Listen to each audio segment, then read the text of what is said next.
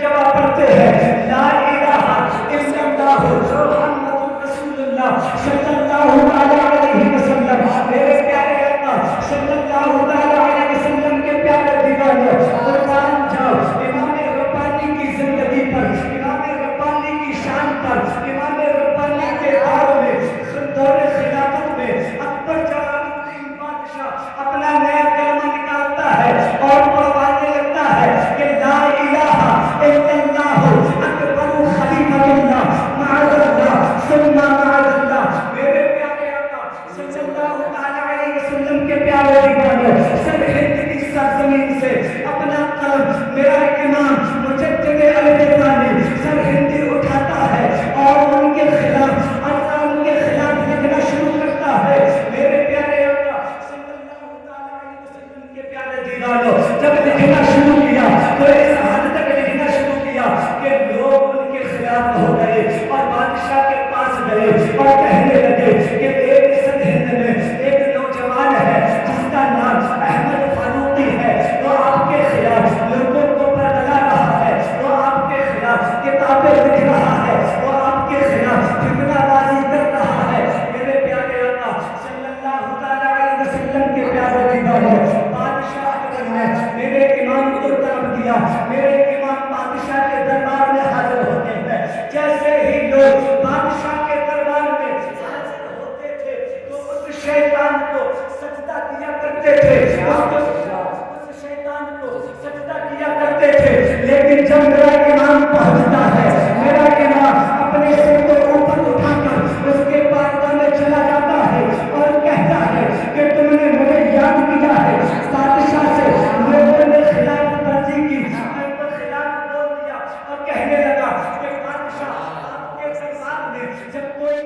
کو خم کیوں نہیں کیا، اپنے سر کو میرے سامنے جھکایا کیوں نہیں؟ تو میرا امام فرماتا ہے کہ اس رب تبارک و تعالیٰ کی قسم جس نے مجھے پیدا کیا، جس نے مجھے اس دنیا پر پیدا کیا اور جس نے مجھے اتنا علم عطا کیا ہے کہ میں اپنی جان تو دے دوں گا لیکن اپنے رب کے سوا کسی کو سجدہ نہیں۔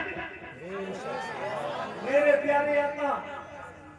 صلی اللہ تعالی علیہ وسلم کے پیارے دیوانوں،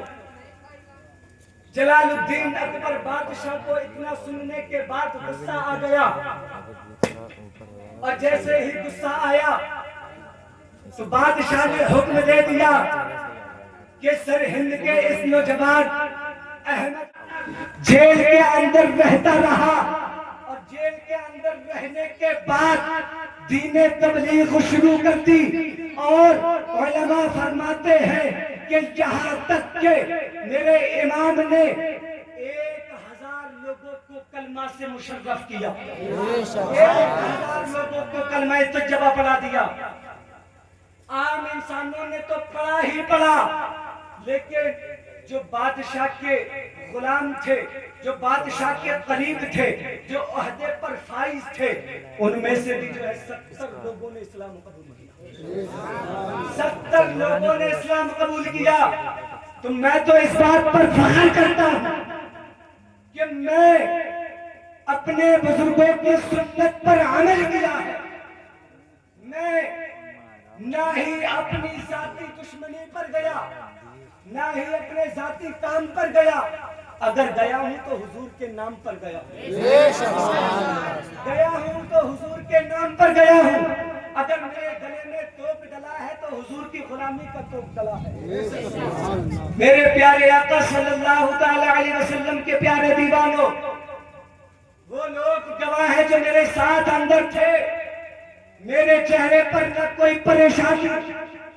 نہ کسی چیز کی ٹینشن، اور یہ گناہگار بندہ